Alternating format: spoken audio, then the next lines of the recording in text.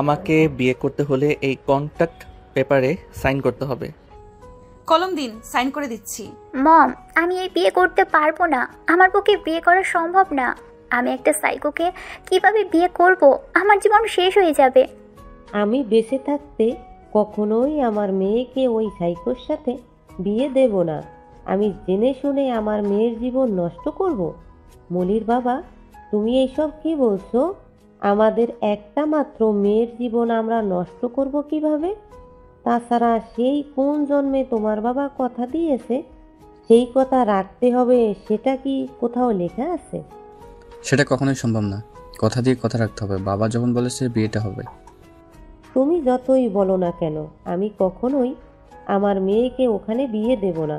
সবাই জানে আরফান রিয়াদ একটা সাইকো। মা, আমার মাথায় একটা বুদ্ধি এসেছে, বলবো কি? বলো আমার সোনা মা। আচ্ছা মা, আমি তো শুধু এই বাড়ির একমাত্র মেয়ে না, আরও একজন তো আছে। তার কথা ভুলে গেলে কি হবে? আর ওকে বাড়িতে রেখে লাভই বা কি? শুধু তো খাবে আর বাড়ির অন্ন ধ্বংস করবে। হায় হায়, এই কথা আমার মাথায় আসেনি কেন আগে? আমার মেয়েটার মাথায় কত বুদ্ধি। মলির বাবা, তুমি মায়ার সাথে তুমি রিয়াদের বিয়ের কথা বলো। তাই বলে মায়াকে দেব বিয়ে? একদম দরদ দেখাতে আসবে না। আমি যেটা বলছি সেটা করো। রহিমা, মায়াকে রান্নাঘর থেকে আসতে বলো। যে খালাম্মা। রিক্তা চৌধুরীর কথা শুনে রহিমা তাড়াতাড়ি মায়াকে ডাকতে চলে গেল। রান্নাঘরে প্রবেশ করতেই দেখে মায়া গরমের কারণে ঘেমে একাকার হয়ে গেছে। ঘামবেই বা না কেন? সারাদিন তাকে সব কাজ করতে হয়। অসুস্থতায়ও তাও তার ছুটি নেই। আম্মা যান, আপনার এই ছোট খালা আম্মায় ডাকছে। আপনি যান, আমি এই দিকটা দেখতাছি। মাংসটা প্রায় হয়ে এসেছে খালা, একটুখানি পরে নামিয়ে নিও। আর ভাজিটা মাত্র উঠিয়ে দিয়েছি, ওগুলো সুন্দর করে ভেজো, পুড়ে যেন না যায়। চাচা যান কিন্তু ভাজি পুড়ে গেলে খাবেন না। আপনারে চিন্তা করতে হইব না, আপনি যান, আমি সব দেখা রাখমুনি। মায়া কথা না বাড়িয়ে চলে গেল। চাচা, আপনি আমাকে ডেকেছিলেন? কিছু কি দরকার ছিল? মা আয় আয়, এখানে বস। তার পাশে বসার জায়গা দেখিয়ে বলল, কিছু বলবেন চাচা? হ্যাঁ, দেখেছিলাম তো। আমরা তোমার বিয়ে দেখেছি। ছেলে খুবই ভালো। তোমার দাদা তোমার সাথে ছেলের বিয়ে ঠিক করে গিয়েছিল ছোটবেলায়। আশা করি তোমার এই বিয়েতে কোনো আপত্তি থাকবে না। আমার বিয়ে ঠিক, কিন্তু কিসের কিন্তু? তোকে যে এত বড় বাড়ির ছেলে বিয়ে করতে চেয়েছে, এটাই তো অনেক। নিজের দিকে একবার তাকিয়ে দেখেছিস? তোকে বিয়ে করতেই হবে। আমি কথা বলছি তো মায়ের সাথে। তোমার এর ভিতর না কথা বললেও চলবে। চুপচাপ বসে থাকো না, হয় ঘরে চলে যাও। নাফিস চৌধুরীর কথা শুনে মলি তেলে বেগুনে জ্বলে উঠল। তুমি চুপ থাকো। আমার মেয়ে তার বোনকে বলছে, এখানে সমস্যা কোথায়? শোনো মায়া, ছেলে খুবই ভালো, তোর সাথে খুব মানাবে। যেহেতু তোর দাদা কথা দিয়ে গেছে এই বিয়ে তোর সাথে হবে, সেহেতু আমি মনে করেছি তুই অমত করবি না। সবার কথা শুনে মনে মনে বলল, বিয়েটা করে নেওয়া মনে হয় আমার জন্য ভালো। এই নরকে আর কতদিন এইভাবে থাকবো? কি হলো, কি ভাবছিস? যেহেতু দাদাজান কথা দিয়ে গেছে, তাদের যেহেতু আমার এই বিয়েতে অমত করার কোনো মানে হয় না চাচি। আমি রাজি, আপনারা যা করার করেন। আমি জানতাম তুই না করবি না। শুনলেন তো আপনার ভাইয়ের মেয়ের কথা। আরফান রিয়াদের সাথে কথা বলুন। চলুন এবার পরিচয় দেওয়া যাক। আমাদের গল্পের নায়িকা মায়া চৌধুরী। ছোটবেলায় একটা কার অ্যাক্সিডেন্টে বাবা মা ও দাদা সবাই মারা যায়, শুধু বেঁচে যায় মায়া। সেই থেকে মায়া তার ছোট চাচার কাছে মানুষ। চাচা তাকে ভালোবাসলেও চাচির কারণে খুব একটা প্রকাশ করতে পারে না সেই ভালোবাসা। আর বাকিটুকু গল্পে জানতে পারবেন। আম্মা যান, আপনি কি এই বিয়াতে রাজি হয়েছেন? আপনি রাজি হইয়েন না, ছেলে ভালো না। আমি সবাইরে কথা কইতে শুনছি, সেই জন্যই তো আপনার সাথে বিয়া দিতে চাইতেছে। আপনার জীবন নষ্ট করেন না। খালা, আমি দাদাজানের কথা রাখবো। আর রইল সুখের কথা, এইখানেই বা আমি কত সুখে আছি। আমি তো সেই আমার ভাগ্যের উপর সব কিছু ছেড়ে দিয়েছি। এখন আর আমার কোনো চাওয়া পাওয়া নেই। জীবনের খাতায় আমি শূন্য। দেখি ভাগ্য আমাকে কোন দিকে নিয়ে যায়। জীবনের খাতায় যদি পরিপূর্ণতা আসে। কথাটুকু বলেই মায়া নিজের ঘরে চলে গেল। অন্যদিকে অফিসে স্যার, চৌধুরী বাড়ি থেকে ফোন এসেছে। নাফিস চৌধুরী ফোন করেছিল। জি স্যার, আপনার দাদার সাথে যে আপনার ওই পরিবারের বিয়ে কথা হয়েছিল সেই কথা বলেছিল। নাফিস চৌধুরীকে ফোন দিয়ে বল আমি মেয়ের সাথে আলাদাভাবে দেখা করতে চাই। ঠিকানা আমি দিও, সেখানে জানি ঠিক সময়। জি স্যার, আপনি কোনো চিন্তা করবেন না। অতীত রিয়াদের বাবা আশরাফ হোসেন ছিলেন রিয়াদের মতো সাইকো বলে চলে। এটা তাদের বংশগত রোগ। আশরাফ হোসেন ও রিয়াদের মা আনিকাকে সবসময় ঘরবন্দি করে রাখতেন। বাহিরের কোনো মানুষের সাথে মিশতে দিতেন না। মা, আমার থেকে দূরে যা, তুইও তোর বাবা দাদাদের মতোই হবি। তোরা সমস্ত পরিবারই সাইকো। আমি কেন এই নরকে এসে পড়লাম? আল্লাহ, আমি তোমার কাছে কি পাপ করেছিলাম? তুইও সাইকো হবি। তোকে কেউ ভালোবাসে না, কেউ ভালোবাসবে না। স্যার, আপনি কি ভাবছেন? কখন থেকে ডাকতাছি? হ্যাঁ হ্যাঁ, বলো বলো। স্যার, আমরা রেস্টুরেন্টে পৌঁছে গেছি, গাড়ি থেকে নামেন। সে কখন থেকে আপনাকে ডাকতাছি, আপনি শুনতেই পাচ্ছেন না? ও, বলে রিয়াদ গাড়ি থেকে নেমে রেস্টুরেন্টের ভিতরে চলে গেল। মায়া, কোথায় যাচ্ছ? আপনি তো বলেছিলেন চাচ্চু যে আজকে ওনার সাথে দেখা করতে হবে। ও হ্যাঁ, আমার তো মনে ছিল না। আমি ড্রাইভারকে বলে দিচ্ছি, তুমি গাড়ি নিয়ে যাও। না না চাচ্চু, আমার প্রয়োজন নেই, আমি রিক্সা করে যেতে পারবো। মায়ের বেশি কথা বাড়ালো না, গাড়ি নিয়ে চলে গেল রেস্টুরেন্টের উদ্দেশ্যে। রেস্টুরেন্টের ভিতরে গিয়ে 331 নম্বর টেবিল খুঁজতে লাগলো। আশেপাশে কোথাও না দেখে ওয়েটারকে জিজ্ঞেস করতে ওয়েটার বলল, ম্যাম, 331 নম্বর টেবিল তো ভিআইপি কাস্টমারদের জন্য, এখানে পাবেন না। তাহলে কোথায়? সামনের সিঁড়ি দিয়ে দোতলায় চলে যান। দোতলায় ওঠার পরে সোজা গেলেই হাতের বাঁ পাশে দেখবেন 331 নম্বর রুম আছে, ওইটাই 331 নম্বর টেবিল। ধন্যবাদ। ওয়েটারের কথা মতো গিয়ে দেখলো রুমের সামনে আশিক দাঁড়িয়ে আছে। আশিক মায়াকে দেখেই বলল, আপনি নিশ্চয়ই মায়া ম্যাম? জি। স্যার ভিতরে আছে, আপনার জন্য ওয়েট করেছে, আপনি ভিতরে যান। আশিকের কথা শুনে মায়া দরজা খুলে ভেতরে প্রবেশ করার জন্য অনুমতি চাইল। আমি কি ভেতরে আসবো মিস্টার রিয়াদ? হঠাৎ করেই এক সুমিষ্ট কণ্ঠ কানে আসতেই রিয়াদ দরজার দিকে ফিরে তাকালো। সাথে সাথে যেন তার হার্টবিট থমকে গেল। পরনের সাদা শাড়ি পরিহিতা এক শুভ্র পরী। মনে হচ্ছে সাদা রংটা এই মায়াবতীর জন্যই বানানো। কৃষ্ণবরণ চোখ দুটোই কাজল দেওয়া। মনে হচ্ছে রিয়াদ সেই চোখের অতলে ডুবে মরবে।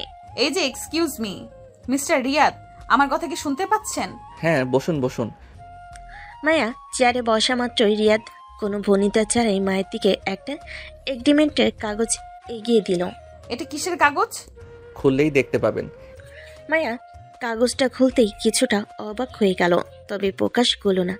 বিষয়টা তার কাছে স্বাভাবিক মনে হচ্ছে, কারণ রিয়াদ সম্পর্কে অবগত। এগুলো কি? এগুলো কি মানে? এগ্রিমেন্টের পেপার, অবশ্যই আমাদের বিয়ের এগ্রিমেন্ট। ভালো করে পড়ুন কি কি শর্ত লেখা আছে। আপনার ভালো না লাগলে আপত্তি জানাতে পারেন। পড়ার প্রয়োজন নেই, যা মনে হয় তাই লেখা থাকুক। কলম দিন, আমি সই করে দিচ্ছি। পরে পস্তাবেন না তো? কিসের জন্য পস্তাবো? আমার জীবন তো এমনিতেই থাকার কিছু বলি নাই। কলম দিন, আমি সই করে দিচ্ছি। মায়ের সিগনেচার করা দেখে রিয়াদ কিছুটা অবাক হলো, কারণ সত্যি সত্যি মায়া এগ্রিমেন্ট পড়েনি, না পড়েই সিগনেচার করে দিয়েছে। মায়া বেশিক্ষণ দেরি না করে উঠে চলে গেল। রিয়াদ মায়ের যাওয়ার দিকে তাকিয়ে রইল। স্যার, ম্যাডাম তো চলে গেছে। স্যার, আমার কথা কি শুনতে পাচ্ছেন? হ্যাঁ, শুনতে পাচ্ছি। গাধার মতো আর তোমাকে চেঁচাতে হবে না। স্যার, মিটিং আছে, মিটিংয়ে যেতে হবে। আশিকের কথা মতো রিয়াদ মিটিংয়ের উদ্দেশ্যে রওনা দিল।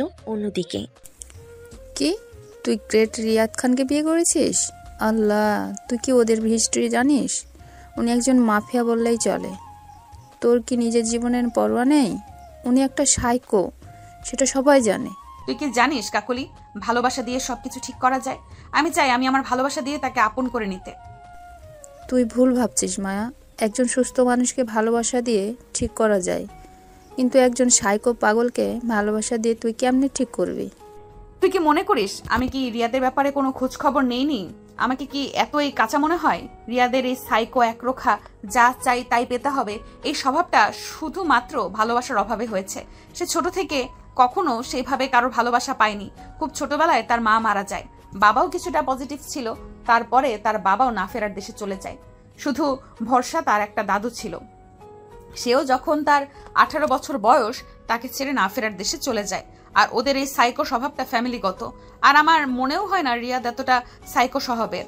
আগে যদি আমি ভালোবাসি ও ঠিক হয়ে যাবে দেখিস। জীবনে ভালোবাসার বড্ড অভাব।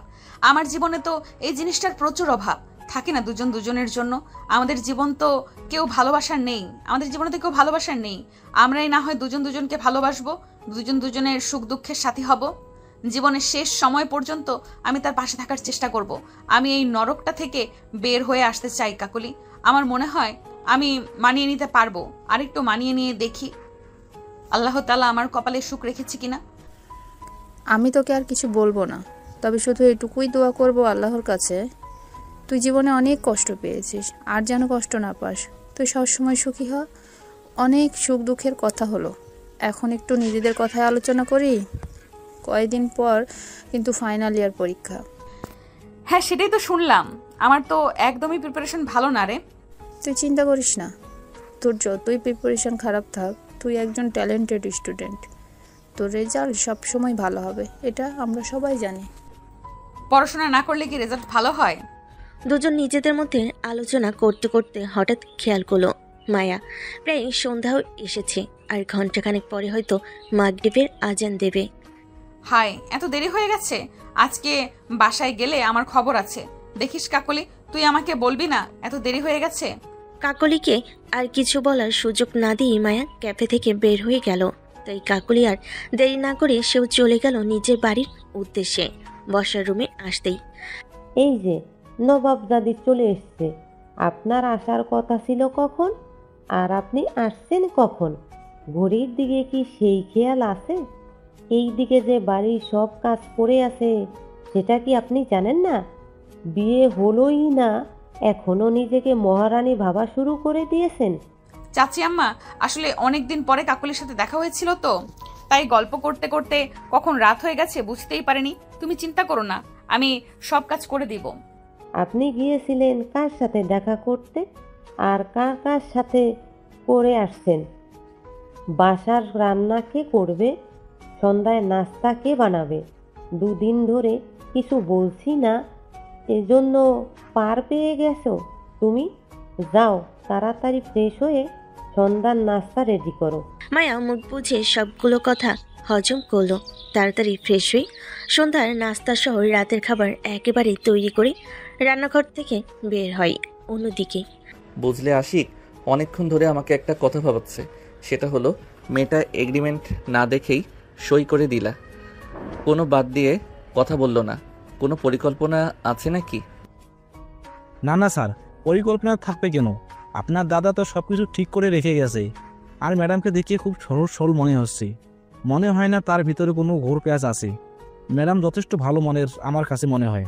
ভালো মনের হোক আর যাই হোক, আমার ধারণা যদি সঠিক হয় তাহলে। রিয়াদ কথাগুলো সম্পূর্ণ না করেই শয়তানি হাসি দিল। রিয়াদের এরকম বাঁকা হাসি দেখে আশিকের গলা শুকিয়ে গেল। সে খুব ভালো করেই রিয়াদকে চেনে। নিজের সাথে আঘাত লাগলে বা নিজের কথার বাইরে কেউ গেলে তার জীবন নরক করে দিতে সে একবারও ভাবে না। আশিক মনে মনে বলে উঠল, ম্যাডাম যেন ভালো হয়। আর যেন একটু ভালোবাসার মুখ দেখে স্যারের মন থেকে সব নিষ্ঠুরতা চলে যায়। তুমি আর কোনো বিপদ দিও না আল্লাহ। সারা যেন সুখী হয়, সে যেন সুস্থ সবল হয়ে ওঠে। তার এসব চিন্তার মাঝেই হঠাৎ করে রিয়াদ আশিকের নাম ধরে ডেকে উঠল। আশিক? জি স্যার বলেন, আমি শুনতে পারছি। তোমার ম্যাডামের নাম্বারটা জোগাড় করে দাও তো। তোমার হাতে জাস্ট 15 মিনিট সময় আছে। এর মধ্যে যদি নাম্বার জোগাড় করে দিতে না পারো তাহলে মনে করো তোমাকে অস্ট্রেলিয়া পাঠিয়ে দিব। আপনার টেবিলের উপরে দেখেন ম্যাডামের সব ডিটেলস দেওয়া আছে। আমাকে আর অস্ট্রেলিয়া পাঠাতে হবে না স্যার। বাহ বাহ, তুমি তো দেখি কাজে বেশ ফাস্ট হয়ে গেছো। রিয়াদের কথা শুনে আশিক মনে মনে বলে উঠল, ফার্স্ট না হয় উপায় আছে আমার। জীবন তো সারা আপনি তেজপাতা বানিয়ে দিয়েছেন। আমি তো আপনাকে খুব ভালো করেই চিনি ফেলেছি স্যার। আমি খুব ভালো করেই জানি আপনি কেমন। আমার এখনো মনে আছে, শুধুমাত্র একটা ভুলের জন্য আপনি আমাকে আফ্রিকা পাঠিয়ে দিয়েছিলেন। সেখানে আমি 3টা মাস কত কষ্ট করেই না কাটিয়েছি। সেখানে কোনো নিট ছিল না। পানির কষ্ট, সেই সব দিনের কথা মনে পড়লে আমার এখনো কান্না পায়। তাই আমিও কম কিসের কিছু কি বললে আশিক? না না, ওই স্যার, কই কোথায় কিছু বললাম? কিছুই বলিনি। আপনি কাজ করেন স্যার, আমি তাহলে আসি। তাড়াতাড়ি আশিক সেখান থেকে চলে গেল। মাত্রই সকল রান্না শেষে ফ্রেশ হয়ে রুমে এসেছে মায়া। ঠিক তখনই বিছানার উপরে পড়ে থাকা ফোনটা বেজে উঠল। মায়া দ্রুত ফোনটা হাতে নিয়ে দেখল অচেনা নাম্বার। সাথে সাথেই ফোনটা আবার বিছানার উপর রেখে দিল। ফোনটা রিং হতে হতে একসময় বন্ধ হয়ে গেল। অন্যদিকে ফোন ধরছে না দেখে রিয়াদ আবার ফোন দিতে শুরু করলো। বিছানায় থাকা ফোনটা আবার পুনরায় বেজে উঠল। এবার মায়া ভাবল নিশ্চয়ই পরিচিত কেউ, কারণ অপরিচিত কেউ বারবার ফোন দেবে না। হ্যালো, আসসালামু আলাইকুম। ওয়ালাইকুম আসসালাম। ফোন ধরতে এত সময় লাগে? আসলে আমি নাম্বারটা চিনি না তো, সেই কারণে ভেবেছিলাম হয়তো রং নাম্বার থেকে ফোন আসছে। গুড গুড, খুবই ভালো। আপনাকে একটা প্রয়োজনে ফোন করেছিলাম। জি বলুন। আমার বিয়ে এত ধুমধাম করে করার ইচ্ছে নেই, জাস্ট ঘরোয়াভাবে আপনাকে তুলে নিয়ে আসবো আগামীকাল। আগামীকাল মানে? আমাদের না বিয়ের আরো কিছুদিন পরে হওয়ার কথা ছিল? বিয়ে যখন ফিক্সড হয়ে গেছে, দেরি করে আর কী লাভ? আমার ইচ্ছা, আমি শুধু আপনাকে বলার জন্য ফোন দিয়েছি। আমি আপনার কাছে মতামত চাইনি, আর আপনাদের বাড়ির বাকি সবার সাথে আমি কথা বলে নেব। জি বলে রিয়াদ খট করে ফোন কেটে দিল। স্যার, আমার মনে হচ্ছে কিছু কিছু কালা কালা। কিছু কিছু কালা কালা? এটা আবার কী ধরনের ভাষা আশিক? না মানে স্যার, আমি বলতে চাচ্ছিলাম যে আপনি কি ম্যাডামের প্রেমে পড়ে গেলেন নাকি, যাকে বলে লাভ অ্যাট ফার্স্ট সাইট। দেখেন না স্যার, আপনি সবার সাথে কেমন রেগে রেগে কথা বলেন, আর ম্যাডামের সামনে গেলেই আপনার সব রাগ হাওয়া হয়ে যায়। তুমি বেশি কথা বলো। এ মাসের বোনাস তোমার কেটে নেওয়া হবে, যাও এখান থেকে। না স্যার প্লিজ, আমি আর কোনো কথা বলবো না স্যার, প্লিজ আমার বোনাস কাট করবেন না স্যার। আমি এক অসহায় আপনার সেক্রেটারি, প্লিজ স্যার আমার বোনাস কাট করবেন না স্যার। আমার সামনে থেকে যাবে নাকি তোমার বেতনটাও কাট করে নেব। আশিককে আর পাইকে সে এক দৌড়ে কেবিন থেকে বের হয়ে চলে গেল। বের হয়ে দরজার সামনে দাঁড়িয়ে আশিক মনে মনে বলল, এই বেটা জীবনে কোনোদিন ভালো হবে না। আমি ভালো কথা বললাম আর আমার দোষ হয়ে গেছে, শুধুমাত্র এখানে ভালো স্যালারির জন্য আসি, না হয় কবেই চলে যেতাম।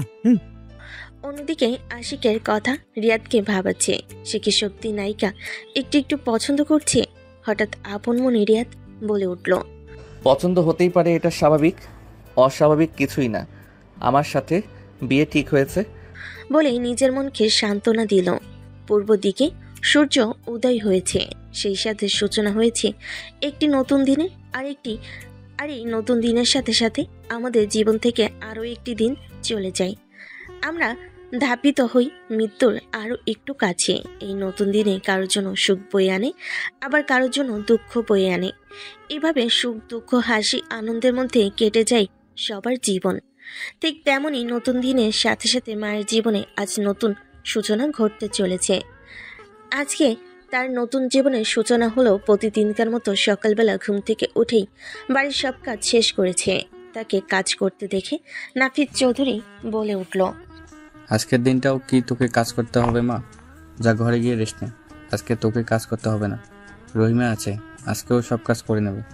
নাফিদ চৌধুরীর কথা শুনে মায়া হাতে থাকা কাজটা সম্পূর্ণ করে রুমের দিকে যেতে লাগলো। তখনই পেছন থেকে নাফিদ চৌধুরী মায়াকে ডাক দিল, শোন মা।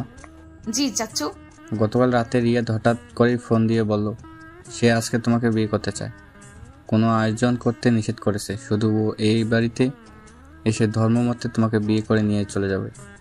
তোমাকে কি এই বিষয়ে কিছু বলেছে রিয়াদ? জি চাচু, গতকাল রাত্রে আমাকেও ফোন দিয়েছিল, আমি সবকিছু জানি। ও তাহলে তো তুমি সব কিছু জানোই। যাও রুমে গিয়ে বসে থাকো, আজকে তোমার কোনো কাজ নেই। নাফিদ চৌধুরীর কথা মতো মায়া তার রুমে চলে গেল। সকালে 11টার মেকআপ পার্টি স্টলে এসে হাজির চৌধুরী বাড়িতে। সেই সাথে বিয়ের ডালা নিয়ে এসেছে। এত কিছু দেখে রিক্তা ও মলির চোখ কপালে। মলি তো হিংসে জ্বলে পড়ে যাচ্ছে, কিন্তু রিয়াদ আসেনি। তা দেখে নাফিদ চৌধুরী আশিককে জিজ্ঞাসা করল, রিয়াদ বাবা আসবে না?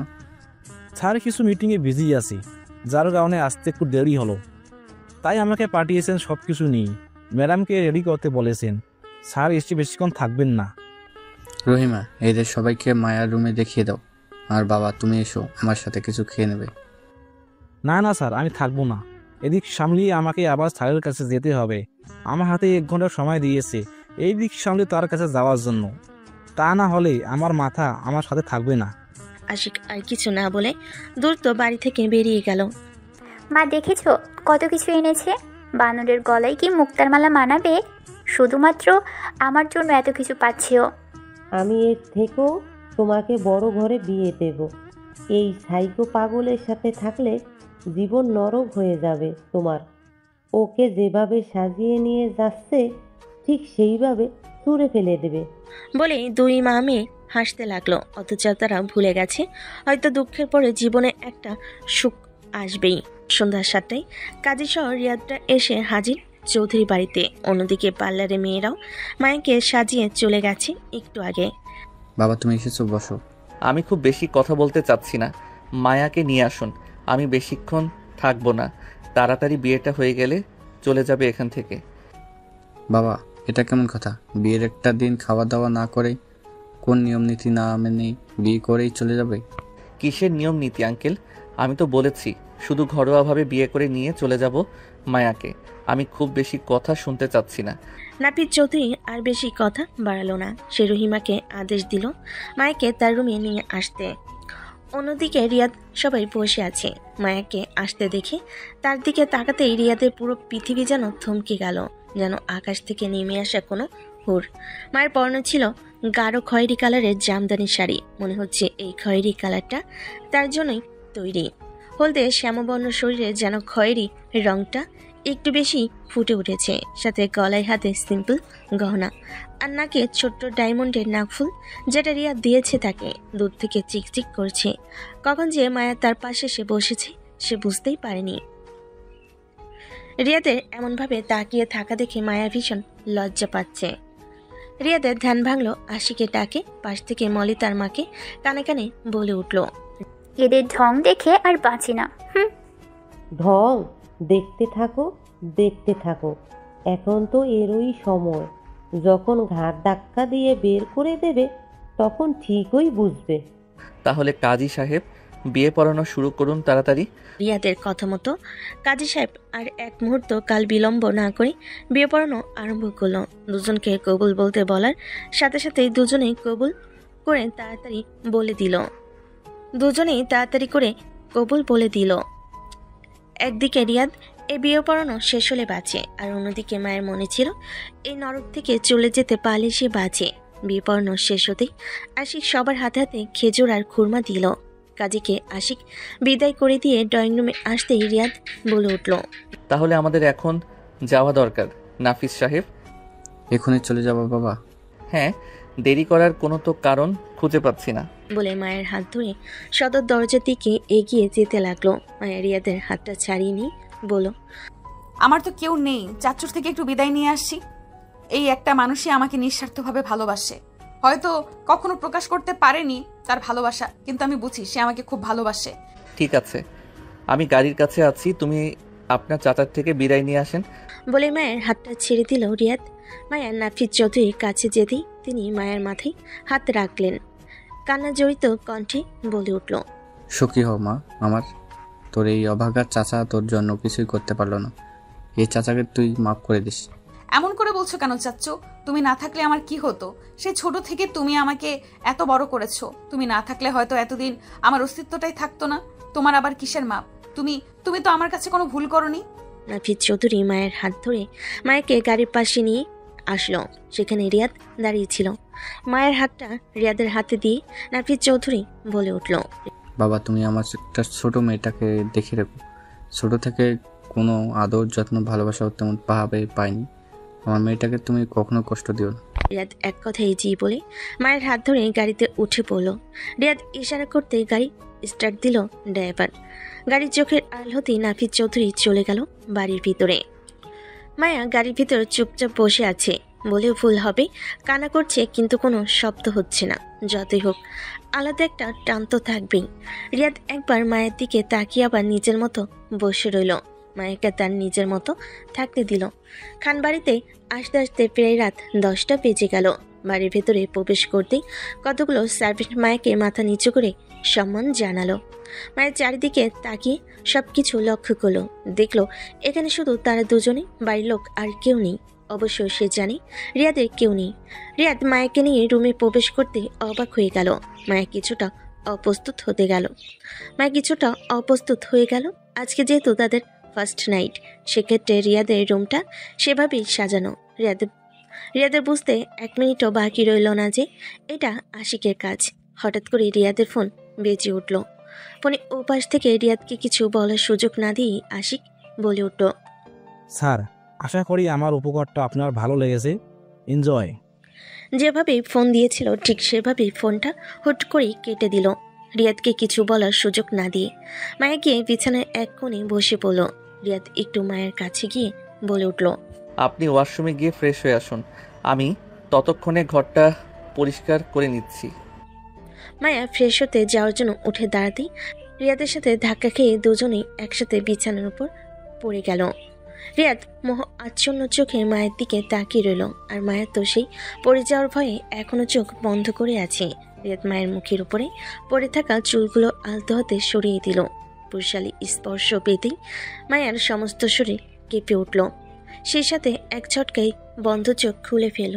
মনে হচ্ছে দুজনেই মা আচ্ছন্ন হয়ে যাচ্ছে। এটা হয়তো কবুল বলার শক্তি। রিয়াদ যেন মায়ের গোলাপি ঠোঁট দুটো দেখে নিজেকে আটকে রাখতে পারল না, যেন মায়ের ওই গোলাপি ঠোঁট দুটো রিয়াদকে খুব টানছে। আমাকে তো নিজের করে নেয়, আর এভাবে ডাকলে কি না সাড়া না দিয়ে থাকা যায়? রিয়াদও এক মুহূর্ত দেরি না করে মায়ের গোলাপি রাঙা ঠোঁট দুটো নিজের ঠোঁট দ্বারা আঁকড়ে ধরল। মায়া তার চোখ দুটো আবার বন্ধ করে দিল। সেই সাথে সেও রিয়াদের সাথে তাল মেলাতে আরম্ভ করলো। রিয়াদ যেন আর একটু সায় পেল, আরো গভীরভাবে মায়ের ঠোঁট দুটো নিজের আয়ত্ত করে নিল। তার কাছে মনে হচ্ছে সে কোনো চকলেট খাচ্ছে। হঠাৎ নিজের জ্ঞান ফিরতে রিয়াদ এক ঝটকায় মায়ের উপর থেকে তাড়াতাড়ি করে উঠে বসে পড়ল। রিয়াদ আমতা আমতা করে বলল, আমি বাইরে যাচ্ছি, তুমি তাড়াতাড়ি ফ্রেশ হয়ে নাও। বলে তাড়াতাড়ি রুম থেকে বের হয়ে গেল। মায়ের বেচারি মাথা নিচু করে বসেছিল, রিয়াদের দিকে আর তাকানি। রিয়াদ চলে যেতে জোরে জোরে কয়েকটা নিঃশ্বাস নিল। তারপর নিজের ব্যাগ থেকে জামা কাপড় নিয়ে ওয়াশরুমে চলে গেল ফ্রেশ হতে। অন্য রুমে ওয়াশরুম থেকে ফ্রেশ হয়ে রুমে চলে আসলো। মায়া এখনও ওয়াশরুম থেকে বের হয়নি, তাই সে তাড়াতাড়ি যতটুকু পারে রুমটা হালকা ক্লিন করলো। এমন সময় সার্ভেন্ট এসে দরজায় নক করলো। স্যার, আপনার রাতের খাবার নিয়ে এসেছি। ওইখানে রেখে দাও, আর হ্যাঁ, এখানে কিছু ফুল আছে, ওগুলো নিয়ে যাও। রিয়াদের কথা মতো সার্ভেন্ট খাবারগুলো রেখে তার পরিষ্কার করা ফুলগুলো নিয়ে চলে গেল।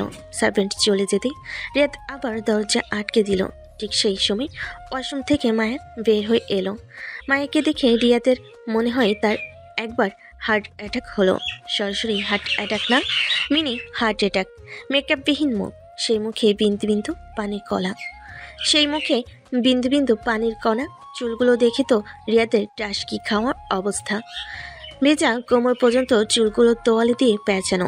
মায়ের রিয়াদকে এভাবে তাকিয়ে থাকতে দেখে কিছুটা লজ্জা পেল, কিছুটা না বেশ খানিকটাই লজ্জা পেল। তাই সে খুব খুব করে কেসে উঠল। তার কাশির শব্দে রিয়াদের ধ্যান ভঙ্গ হলো। রিয়াদ মায়ের দিকে তাকিয়ে বলে উঠল, এসো তাড়াতাড়ি খাবারটা খেয়ে নাও, অনেক রাত হয়ে গেছে, নিশ্চয়ই খিদে পেয়েছে। সারাদিন মনে হয় তেমন কিছু খাওয়া হয়নি। মায়ের কিছু না বলে তাড়াতাড়ি খাবার খেতে বসে পড়ল। সত্যি তার ভীষণ খিদে পেয়েছে। সারাদিন তেমনভাবে খাওয়া হয়নি, খাওয়া হবেই বা কেমন করে? নতুন জীবনে পা রাখতে যাচ্ছে, সবরই একটা টেনশন থাকে। কিন্তু তার তো আপন বলতে কেউ ছিল না বাড়িতে যে তার খোঁজ খবর নেবে। একবার রহিমা খালা একটু জোর জবরদস্তি করে 2-3 লোকমা খাইয়ে দিয়েছিল, তারপর থেকে আর পেটে কিছুই পড়েনি। তাই খিদে লাগাটা স্বাভাবিক। রিয়াদ শুধু তাকিয়ে থেকে মায়ের খাওয়া দেখলো, সে খাবার খেলো না। মায়ের খাওয়া যখন প্রায় শেষের দিকে, তখন রিয়াদ উঠে বিছানায় বসে পড়ল। মায়ের তার খাওয়া শেষে প্লেটগুলো গুছিয়ে রেখে দিল। একটু পর সার্ভেন্ট এসে সেগুলো নিয়ে চলে গেল। রিয়াদ বিছানায় আপন মনে শুয়ে আছে, কিন্তু মায়া বিছানার এক কোণে চুপচাপ দাঁড়িয়ে আছে। তাকে এভাবে দাঁড়িয়ে থাকতে দেখে রিয়াদ বলে উঠল, এভাবে খাম্বার মতো দাঁড়িয়ে আছো কেন? এত বড় বিছানায় দুজন ইজিভাবে ঘুমানো যাবে। এটা নাটক সিনেমা না যে একজন নিচে থাকবে একজন উপরে থাকবে। আর তোমার যদি এতই এখানে ঘুমাতে সমস্যা হয় তাহলে নিচে ঘুমাতে পারো, আমার কোনো প্রবলেম নেই। রিয়াদের এমন কাট কথা শুনে মায়া রিয়াদের আড়ালে মুখ ভেঙ্গাল। তারপর কিছু না বলে রিয়াদের পাশে শুয়ে পড়ল। মায়া শুয়ে পড়া দেখে রিয়াদ রুমের লাইট অফ করে দিল। সাথে সাথে মায়া চমকে উঠে রিয়াদকে জড়িয়ে ধরল। মায়া কেমন ভয় পেতে দেখে রিয়াদ বলল, কি হলো? প্লিজ লাইট বন্ধ করবেন না, আমার ভয় লাগে। পিচ্ছি মানুষ, এই জন্য অন্ধকারে ভয় লাগে? ভূত এসে ঘাড় মোটকে দেবে। আমি মোটেও পিচ্ছি না, আমার বয়স 21+। আর আমি মোটেও ভূত থেকে ভয় পাই না। হ্যাঁ, সেটা নমুনা তো আমি দেখতেই পাচ্ছি। আপনি ভূতে ভয় পান কি না পান, আপনি আমার কাছে পিচ্ছি। আমি তোমার থেকে গুণে গুণে 7 বছরের বড়, সেই ক্ষেত্রে তুমি আমার কাছে পিচ্ছি। মোটেও আমি পিচ্ছি না, আপনি বুইড়া বেটা। আমিও কথা বলতে পারবো না, ঘরের লাইট জ্বালিয়ে দিন, আমি লাইট ছাড়া ঘুমাতে পারি না। আর আমার লাইট দেওয়া থাকলে ঘুম আসে না, ডিম লাইট জ্বালিয়ে দিচ্ছি, চলবে কি? জি, সমস্যা নেই, যে কোনো লাইট হলেই আমার চলবে। রিয়াদ হাতে থাকা রিমোটটা দিয়ে ডিম লাইট জ্বালিয়ে দিল। এতক্ষণে দুজনে খেয়াল হলো দুজনেই এতটা কাছাকাছি যে ধরতে গেলে মায়া রিয়াদের বুকের পাশে। হঠাৎ রিয়াদের সমস্ত শরীর ঘামতে আরম্ভ করলো। নিজেকে কন্ট্রোল করতে খুব বেশি বেগ পেতে হচ্ছে তাকে। হঠাৎ মায়া বলে উঠল, আপনি এভাবে ঘামছেন কেন? আপনার কি খুব বেশি গরম লাগছে? এসির পাওয়ার কি আরো কমিয়ে দেব? কিন্তু আমার তো শীত লাগছে, নাকি আপনার শরীর খারাপ করলো? বলেই মায়া রিয়াদের কপালে হাত রাখলো, কিন্তু তার কাছে মনে হলো সবকিছু ঠিকই আছে। না তো, আপনার শরীরের তাপমাত্রা তো ঠিকই আছে, তাহলে কি হলো? মায়াকে আর কিছু বলার সুযোগ না দিয়ে এক ঝটকায় মায়ের উপর উঠে গেল। তুমি কি বোঝো না? ঠিক এত কাছে একটা মেয়ে যদি ছেলের কাছে আসে তাহলে তার অবস্থা কি হবে, তার মনের ভিতর কি হচ্ছে? মায়ের কিছুটা ভরকালো, কিন্তু সেই রিয়াদের কথার আগামাতা কিছুই বুঝতে পারছে না। সে আবার অবুঝের মতন প্রশ্ন করলো, আপনার চোখ, মুখ, কান এমন লাল হয়ে গেছে কেন? নেশা টেশা করেছেন নাকি? হ্যাঁ, নেশা তো হয়েছে, তবে এই নেশা সেই নেশা না, তোমাকে আমি বুঝিয়ে দিচ্ছি। আর একটু পরে তোমারও নাক কান লাল হবে। বলে রিয়াদ মায়ের কোমল নরম ঠোঁট নিজের ঠোঁট দ্বারা আবিষ্ট করে ফেল। তার কাছে মনে হচ্ছে সে কোনো চকলেট খাচ্ছে, যেন এই ঠোঁটে অমৃত সুধা আছে। রিয়াদ মায়ের ঠোঁট দুটোকে চকলেটের মতো চিবুতে আরম্ভ করলো। প্রায় 20 মিনিট পর যখন দুজনের দম বন্ধ হয়ে আসার উপক্রম, তখন মায়া বহু কষ্টে রিয়াদকে ধাক্কা দিয়ে সরল। এখন নিশ্চয়ই বুঝতে পারছো আমি কেন ঘামছিলাম, আমার মুখ নাক কান কেন এত লাল হচ্ছিল। ঠিক এখন যে কারণে তোমার নাক কান মুখ লাল হয়েছে, ঠিক সেই কারণেই তোমার নাক কান মুখ লাল হয়েছিল। মায়ের মনে হয় এখন সবকিছু মনে করতে পারলো। এখন সে বুঝতে পারছে আসল কাহিনী। সে এত গাধা ভাবতে নিজের মাথা নিজেই বাড়ি দিতে ইচ্ছে করলো। বেচারি ভীষণ লজ্জায় পেয়ে গেছে নিজের কথায়। আমি কিছু জানি না, আমি ঘুমোতে ইচ্ছে করছে, প্রচন্ড রকমের ঘুম ধরেছে, আমাকে ঘুমাতে দিন, সরে যান আমার উপর থেকে। আপনি কি ভারী? আমার মতো ছোটখাটো চিকনা মানুষ আপনার ওজনে ভর্তা হয়ে গেল, সেটা কি খেয়াল করেছেন আপনি? মায়ের কথা শুনে রিয়াদ তার কানে কাছে গিয়ে ফিস ফিস করে বলে উঠল, ভর্তা তো করে ফেলবো, শুধু ভর্তা করবো না, একদম পিষে ফেলবো আমার আদরে। রিয়াদের এমন ফিস ফিস কথাই তার সমস্ত শরীর কেঁপে উঠল। মায়ের নিজেকে খুব করে সংযত করতে চাচ্ছে, কিন্তু পারছে না। পারবে বা কেমন করে? সেও তো একটা নারী, প্রাপ্তবয়স্ক নারী। একজন বিপদলিঙ্গ পাশে থাকলে অনুভূতি তো হবেই। তারও কিছু চাওয়া পাওয়ার ইচ্ছা আকাঙ্ক্ষা আছে। একদিকে এই চাওয়া পাওয়া, অন্যদিকে মনের ভিতর অজানা ভয়। মাইকে কিছু একটা ভাবতে দেখে রিয়া তার গলে ঘাড়ে ছোট ছোট চুমু এঁকে দিতে লাগলো। মায়ের হাত দুটো আপনা আপনি রিয়াদের চুলগুলো খামছে ধরল। এতে যেন রিয়াদ আরও পাগল হয়ে উঠল। তার কিস করার গতি আরও বাড়ল। তার পরনে থাকা শার্ট খুলে ছুঁড়ে মারল ফ্লোরে। বেচারা শার্ট অবহেলায় পড়ে রইল সেখানে। মায়ের রিয়াদের পিঠে নিজের নখগুলো বসিয়ে দিল। রিয়াদ যেন এবার আরও পাগল হলো। এবার মায়ের পরনে থাকা 3 পিস একটানে টেনে ছিঁড়ে ফেল। এদের ঠোঁট দুটো একটু নিচে নামতে মায়ের রিয়াদকে থামিয়ে বলে উঠল, ভীষণ ভয় লাগছে। একটু ভয় নেই, আমি আছি না, একটু ব্যথা হবে না। রাত যত গভীর হচ্ছে ভালোবাসার তাণ্ডব ততই বেড়ে চলেছে। সকালে সূর্য আলোর মুখে এসে পড়তেই মায়ের ঘুম ভেঙে গেল। একটুখানি ওঠার চেষ্টা করতে তার সমস্ত শরীর ব্যথায় মনে হয় শেষ হয়ে যাচ্ছে। তার উপর রিয়াদ তাকে এখনো আষ্টে পিষ্টে ধরে নিশ্চিন্তে ঘুমাচ্ছে। পিঁপড়ের শরীরের উপর যদি জলহস্তি ওঠে, সে তো ব্যথা পাবেই, এটাই স্বাভাবিক। মায়া রিয়াদকে কয়েকবার ধাক্কা দিল, তবু সে রিয়াদকে একটু নড়াতে পারল না, বরঞ্চ রিয়াদ আরও আষ্টে পিষ্টে জড়িয়ে ধরল মায়াকে। মায়ের তো এখন নিঃশ্বাস বের হওয়ার উপক্রম, মনে হচ্ছে তার এখন জান বের হয়ে যাবে। মায়া অনেক কষ্টে বলে উঠল, আমাকে ছাড়ুন, তা না হলে আমি একটু পরে আল্লাহর প্রিয় হয়ে যাব। আমার দম বন্ধ হয়ে আসছে, প্লিজ ছাড়ুন। মায়ের কথা শুনে রিয়াদ তড়িঘড়ি করে উঠে বিছানার উপর বসে পড়ল। চলো ফ্রেশ হবে, নিশ্চয়ই অনেক অসুস্থ লাগছে শরীর। রিয়াদের কথা শুনে মায়ের লজ্জে শেষ। তার পরনে মাত্র রিয়াদের একটা টি শার্ট, যেটা মায়ের হাঁটু পর্যন্ত।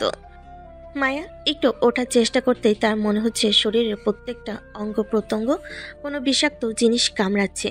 সে ব্যথায় একটু নড়তে পারছে না, ব্যথায় চোখ মুখ খিঁচিয়ে নিল। খুব বেশি ব্যথা করছে সোনা, দাঁড়াও আমি তোমাকে সাহায্য করছি, কিছু হবে না, আমি ওষুধ লাগিয়ে দিব। রিয়াদের এমন আদর মাখা কণ্ঠে মায়ের মনে হয় আর একটু সাই পেল। তার ব্যথা মনে হয় আরো দ্বিগুণ বেড়ে গেল। ওই যে কথায় আছে না, কেউ বেশি আদর পেলে ননির পুতুল হয়ে যায়, মায়ের ক্ষেত্রেও ঠিক তেমন। রিয়াদের এমন আদর মাখা কণ্ঠ শুনে সে এবার সত্যি সত্যি কান্না করে দিল। সরি সোনা, খুব বেশি ব্যথা করছে, সব আমার ভুল, সব আমার দোষ, আমার তোমাকে এতটা ব্যথা দেওয়া উচিত হয়নি, প্লিজ আমাকে মাফ করে দাও। এভাবে কান্না করো না, তোমাকে এভাবে কান্না করতে দেখলে নিজেকে খুব অপরাধী মনে হবে। রিয়াদ খুব সাবধানে মায়াকে কোলে তুলে নিয়ে ওয়াশরুমে চলে গেল। তারপর নিজের হাতে ফ্রেশ করিয়ে জামা কাপড় চেঞ্জ করিয়ে সোফার এক কোণে বসিয়ে দিল। মায়ের এখনো ফুকরানোর শব্দ শোনা যাচ্ছে। তাড়াতাড়ি বেডশিট চেঞ্জ করে রিয়াদ মায়াকে বিছানায় শুয়ে দিল। শুয়ে থাকা অবস্থাতেই চুলগুলো হেয়ার ড্রাই দিয়ে যত্ন সহকারে শুকিয়ে দিল। চুল শুকনো শেষ হতেই রিয়াদ বলল, জাস্ট 20 মিনিট অপেক্ষা করো, আমি তোমার জন্য নাস্তা আনছি, নাস্তা খাওয়ার পরে তোমাকে ওষুধ খাইয়ে দিব, তারপরে তুমি সুস্থ হয়ে যাবে, দেখে নিও। বলে রিয়াদ নিচে চলে গেল। রান্নাঘরে যেতেই রান্নাঘরে থাকা সার্ভেন্টরা অবাক হয়ে তাকিয়ে রইল রিয়াদের দিকে। অবাক হওয়ারই তো কথা, যাকে কোনোদিন রান্নাঘরের ধারে কাছেও দেখেনি, সে কিনা রান্নাঘরে আসছে। একজন সার্ভেন্ট বলে উঠল, স্যার আপনি কেন এখানে আসতে গেলেন? কোনো কিছু কি প্রয়োজন? কিছু প্রয়োজন হলে আমাদের বলেন, আমরা তৈরি করে দিচ্ছি। না, তোমরা এখান থেকে যাও, যাওয়ার আগে স্যান্ডউইচ বানানোর জন্য যা যা প্রয়োজন সেগুলো আমার কাছে দিয়ে যাও। রিয়াদের কথা মতো সার্ভেন্ট স্যান্ডউইচ বানানোর জন্য যা যা প্রয়োজন সবকিছু রিয়াদকে দিয়ে রান্নাঘর থেকে বের হয়ে গেল। রিয়াদও নিজের মতো করে তার প্রিয় মানুষটার জন্য স্যান্ডউইচ বানাতে আরম্ভ করলো।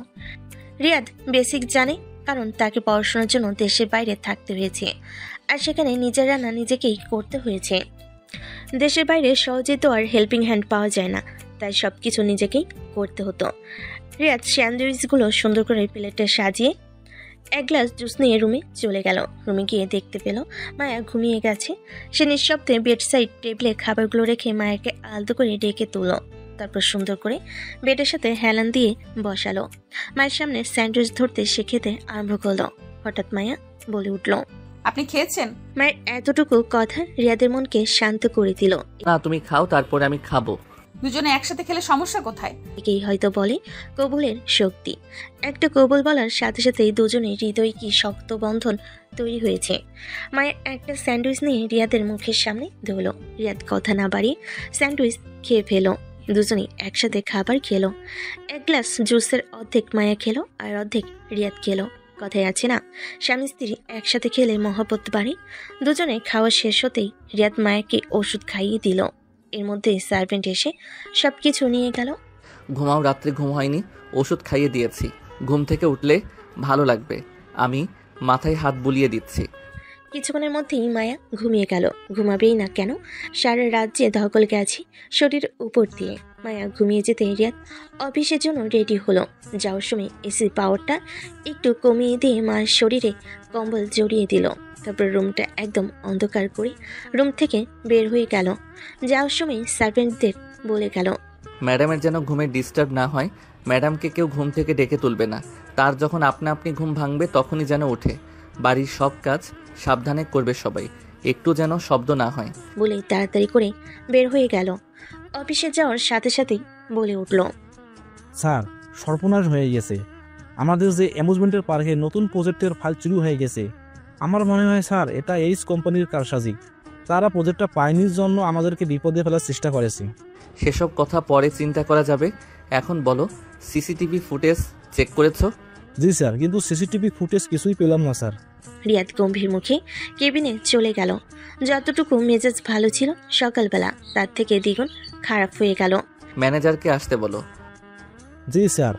কিছুক্ষণের মধ্যে ম্যানেজার এসে হাজির আশিকের সাথে রিয়াদের কেবিনে, সেই সাথে বাকি সব এমপ্লয়ি এসে রিয়াদের কেবিনে দরজার সামনে দাঁড়ালো। তারা জানে না আজকে কার কপালে শনি আছে, কারই বা আজকে পৃথিবীতে শেষ দিন। সকলে ভয়ে হাত পা কাঁপছে। বুঝলে আশিক, আমি যতই ভালো হতে চাই, মানুষ কেন জানি আমাকে ভালো হতে দিতে যায় না। মানে আমি বুঝতে পারি না আমার মতো শান্তশিষ্ট মানুষের পেছনে লাগার কি আছে। কারোরই জানের মায়া নেই। জানের মায়া থাকলে আমার সাথে লাগতে আসতো না রে আশিক। স্যার, আপনি এসব কি বলছেন? আমি কতদিন ধরে আপনার সাথে কাজ করি, কখনো কি আমার নামে কিছু শুনেছেন? আমি ফাইল চুরি করিনি স্যার। আশিক, আমি কি একবারও ফাইল চুরির কথা বলেছি? না স্যার। এবার তো ম্যানেজারের গলা শুকিয়ে কাঠ হয়ে গেল। সে যে কেন এসব বলতে গেল। দেখেছিস আশিক, মানুষ একটু বোঝে না।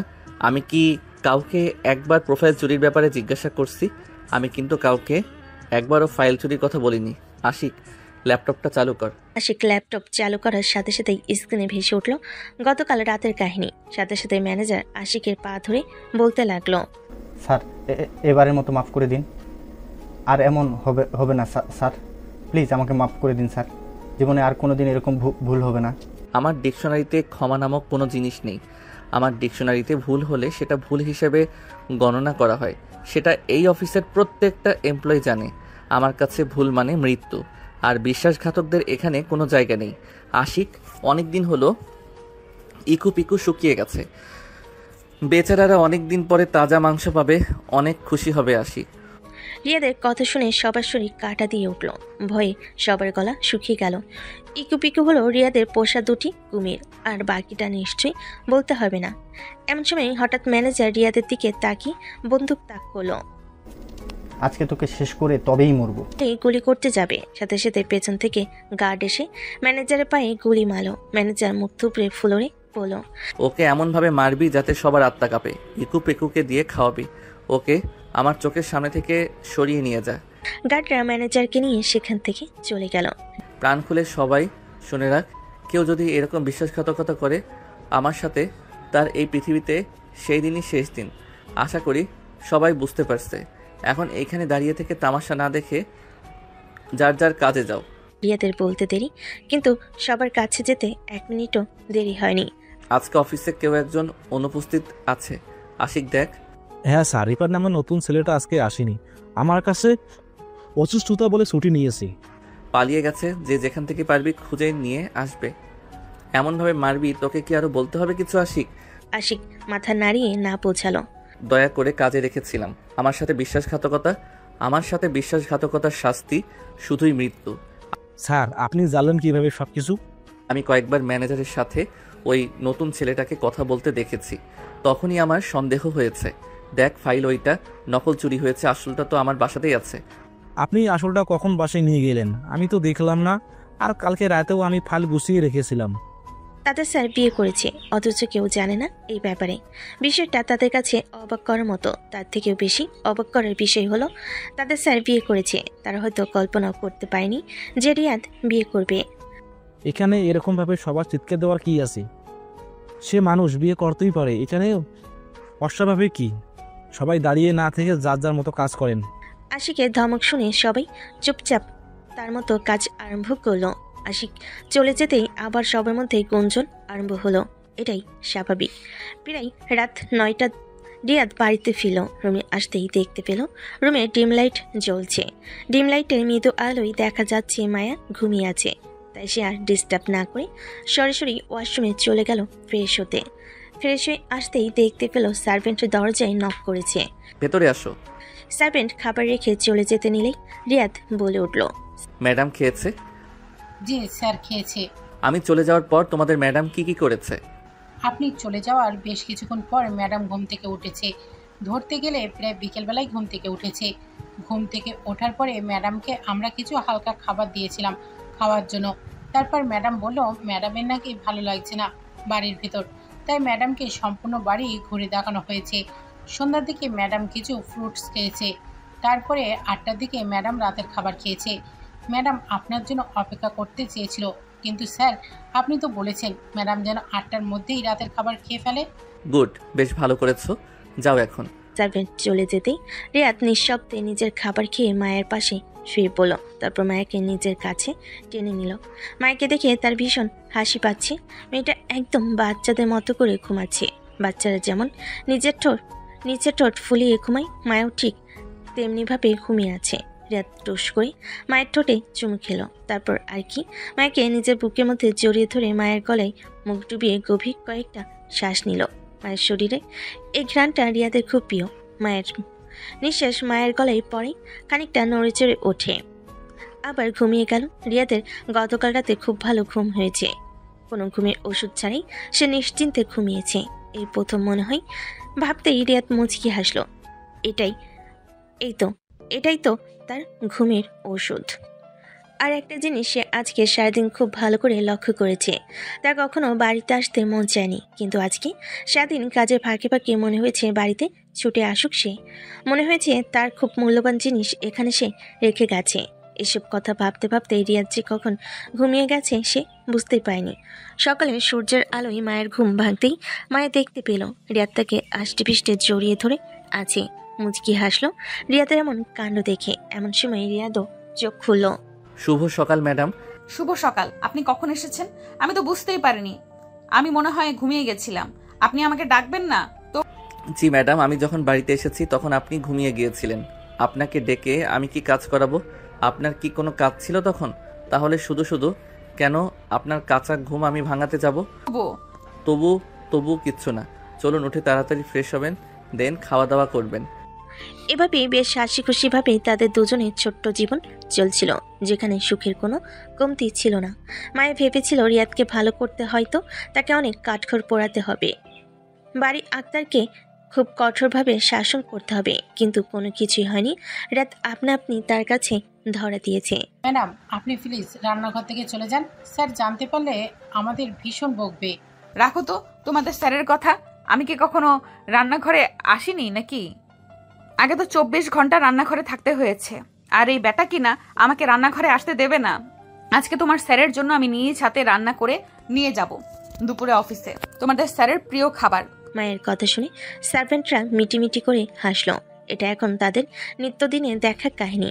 আগে যেমন রিয়াদ রেগে বাড়ি মাথায় তুলতো, সবাই তার ভয়ে কুটিসুটি হয়ে থাকতো, কিন্তু এখন দেখা যায় এই বাড়িতে সম্পূর্ণ ভিন্ন চিত্র। এই বাড়ি চলে এখন মায়ের কথায়। মায়া একবার রেগে গেলে কিভাবে তাকে শান্ত করানো যায় এই নিয়ে রিয়াদের চিন্তার শেষ থাকে না। আগে তারা তাদের স্যারের রাগকে ভয় পেত, এখন স্যার তাদের ম্যাডামের রাগকে ভয় পায়। ব্যাপারটা তাদের কাছে বেশ ভালোই লাগে। রিয়াদের প্রিয় খাবারগুলো রান্না শেষে মায়া সবকিছু গুছিয়ে রেখে রুমে চলে গেল গোসল করতে। তারপর সে সবকিছু নিয়ে রওনা দিল রিয়াদের অফিসের উদ্দেশ্যে। সার্ভেন্টরা না করেছে রিয়াদ যেন কোনো কিছু না জানে। সে রিয়াদকে সারপ্রাইজ করে দিবে। অফিসে যাওয়ার পরে সে কাছে গিয়ে জিজ্ঞেস করলো, আপনাদের রিয়াদ স্যারের কেবিন কোন দিকে? জি ম্যাম, স্যারের কেবিন 8 ফ্লোরে।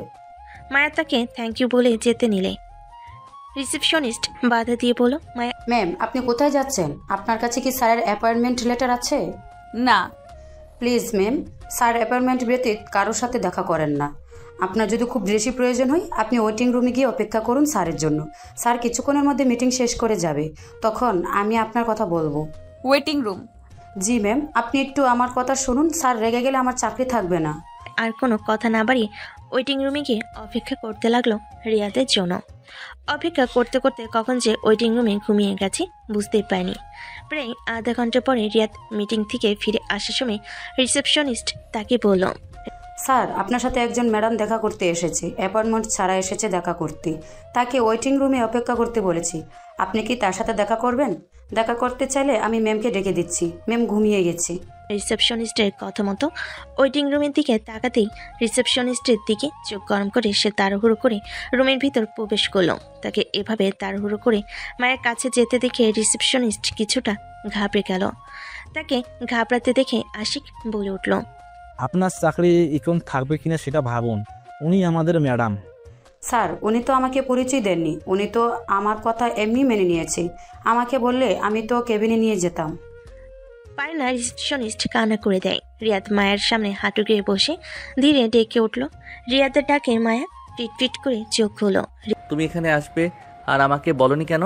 আপনি এসেছেন সেই কখন থেকে আপনার জন্য অপেক্ষা করছিলাম। বলে দিলে সারপ্রাইজ হবে কেমন করে? আপনার জন্য দুপুরের খাবার নিয়ে আসছি।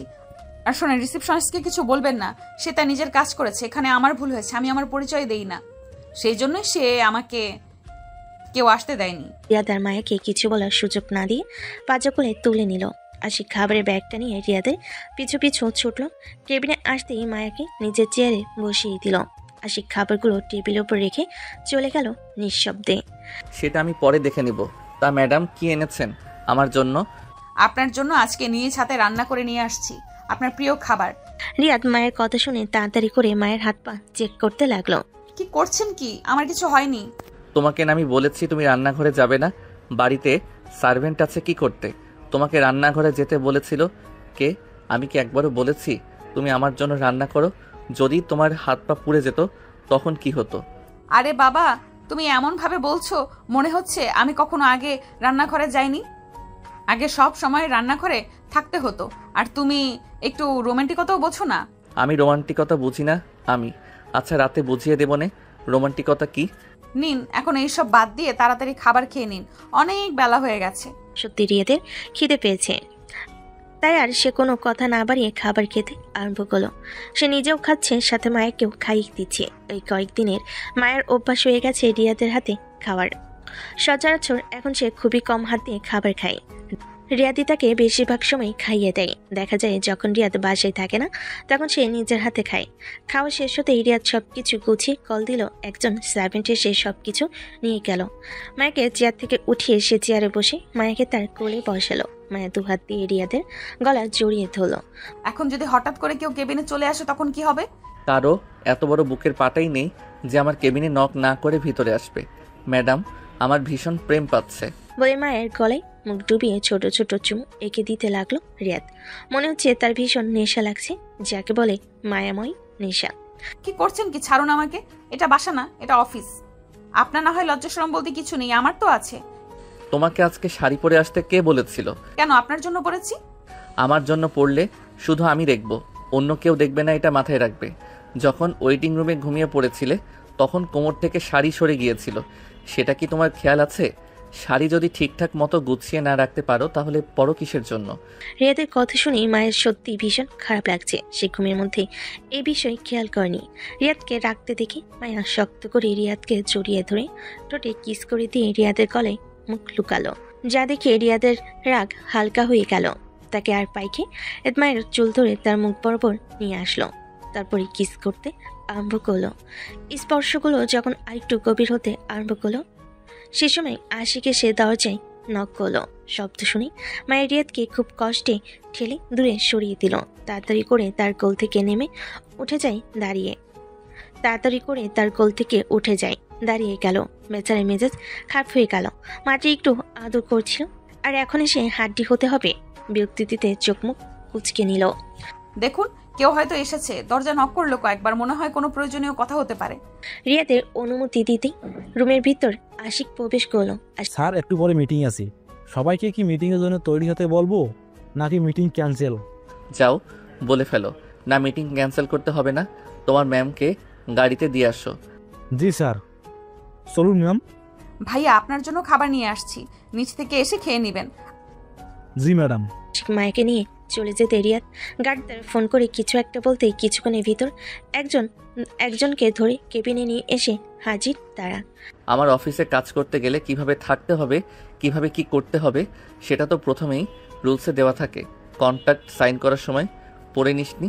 তোর কত বড় সাহস, তুই আমারই কলিজার দিকে খারাপ দৃষ্টিতে তাকিয়েছিলি। তোর কলিজা আছে বলতে হবে। তোর ওই দু চোখ দিয়ে দেখেছিস তাই না? চল তোর চোখ দুটোই আজকে খুলে নেই। স্যার আমার ভুল হয়ে গেছে স্যার, আমি জানতাম না ওইটা ম্যাডাম। আমি আর জীবনে কখনো কোনো মেয়ের দিকে খারাপ নজরে তাকাবো না স্যার। মাফ করে দিন স্যার। লোকটিকে কিছু বলার সুযোগ না দিয়ে রিয়াদের হাতে থাকা চাকুটি চোখের ভিতর গেঁথে দিল। কি ভয়ঙ্কর দৃশ্য! লোকটির চিৎকারে মনে হচ্ছে সম্পূর্ণ বিল্ডিং কেঁপে উঠল। আশিক দৌড়ে কেঁপিনে আসতেই এমন অবস্থা দেখে ঘাবড়ে গেল। সে তখনই বুঝতে পেরেছিল কিছু না কিছু একটা হবে। আশিক গার্ডদের ইশারা করতেই লোকটিকে তারা সেখান থেকে নিয়ে চলে গেল। ফ্লোরে ছড়িয়ে ছিটিয়ে থাকা রক্তকণাগুলো ক্লিনার এসে পরিষ্কার করে দিয়ে গেল। স্যার আপনি শান্ত হন, ম্যাডাম জানলে কিন্তু খুব খারাপ হয়ে যাবে। ম্যাডাম কিন্তু এসব বিষয়ে কিছু জানে না। আমি কিভাবে শান্ত হব আশিক? তুই দেখিসনি কিভাবে লালসা ভরা দৃষ্টিতে মায়ার দিকে তাকিয়েছিল ওই শালার পুতে? কত বড় সাহস আমার জিনিসের দিকে চোখ দেয়। আশিক, ওর একটু টুকরো টুকরো করবি? স্যার সেসব পরে দেখা যাবে, আপনি শান্ত হন। রিয়াদকে পাগলের মতো করতে দেখে আশিক কিছুটা ভয় পেয়ে গেল। বেশ কিছুদিন হলো রিয়াদের এমন ব্যবহার আর লক্ষ্য করা যায় না, বিশেষ করে যেদিন থেকে মায়া তার জীবনে এসেছে। তবে আজকে রিয়াদের এমন পাগলের মতো ব্যবহার দেখে আশিক কিছুটা ভয় পাচ্ছে। না জানি আবার কোন বিপদ আসে। লাল টকটকে চোখ টালমাটাল পায়ে রিয়াদ রুমে প্রবেশ করলো। রুমে প্রবেশ করতেই দেখলো মায়া ঘুমিয়ে আছে। ঘুমিয়ে থাকতে দেখে রিয়াদ মায়াকে জড়িয়ে ধরে শুয়ে পড়লো। তারপর সমস্ত মুখে ছোট ছোট কিস করতে আরম্ভ করলো। ধীরে ধীরে নিচে নামতে মায়া ধপ করে তাকালো। দুহাত দিয়ে রিয়াদকে ধাক্কা দিতে আরম্ভ করলো। মায়ের বাধা দেওয়া সত্ত্বেও মায়ের বাধা দেওয়া রিয়াদের পছন্দ হলো না, যার কারণে ভালোবাসার স্পর্শগুলো ধীরে ধীরে কামড়ে পরিণত হলো। মায়া যেন সহ্য করতে পারলো না। কামড় ঠিক এতটা জোরে ছিল, মায়া যত বাধা দিচ্ছে রিয়াদ তত উগ্র হচ্ছে। এক পর্যায়ে মায়া সহ্য করতে না পেরে অজ্ঞান হয়ে গেল। সেই রাতটা ছিল মায়ের জন্য বিষাদময়। সেদিনের পর থেকে মায়া বলতে গেলে এক প্রকার ঘরবন্দি বা নজরবন্দি। মায়া সব কিছুই বুঝতে পারে, তবে কিছু বলে না। তার জীবন তো আগে থেকেই এমন ছিল, সে তো জেনে শুনেই জীবনটা চয়েস করেছে। তবে তার মনে এতটুকু দৃঢ় বিশ্বাস আছে সে রিয়াদকে তার নিজের মতো করে গুছিয়ে নিয়ে ছাড়বে। রিয়াদ তাকে নজরবন্দি করে রাখলেও সে এই সবে পাত্তা দিচ্ছে না। এর মধ্যেই ঘটল এক বিপত্তি। রিয়াদ মায়াকে নিয়ে নির্জন নামে এক দ্বীপে বেড়াতে গেল।